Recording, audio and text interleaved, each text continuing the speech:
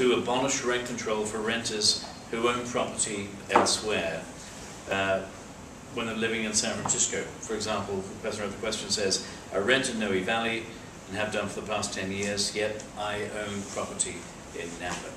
So, thank you. No, I don't think that's the problem.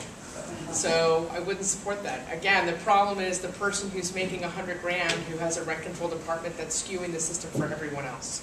So I want legislation that's going to attack what I think the issue is. I want to make sure that we're voting on something that's going to protect the person who needs protecting, be it in the Tenderloin, in the Castro, or wherever else.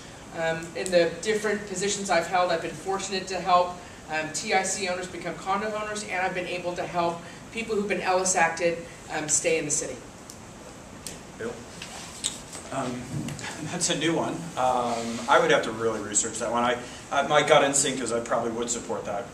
I think, you know, again, being a property owner and a rental landlord, it's near and dear to me. So I understand that situation, but I'd have to look into it more.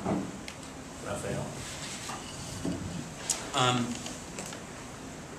Rent control is a broadly popular program that a lot of people benefit from, and I'm not terribly interested. I don't think the problem is actually the weird excessive case of the person who's earning $300,000 a year who has a rent controlled unit, or the person who has a unit, you know, has a house somewhere else.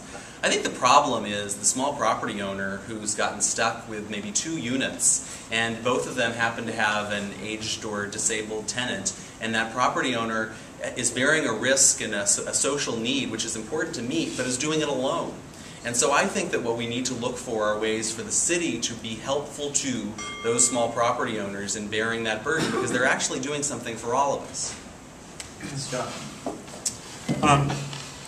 The problem I see with that proposal is the law of unintended consequences. So you have the person who would then maybe have to leave their rent-controlled unit, and then guess what they would have to do? They would do an owner move-in eviction and evict the tenant living in their other property, if that's the case. And then you have someone else who just lost their unit. So when we're some of these proposals may sound good superficially, but they have unintended consequences, and so you know, we would have to take all of that into account.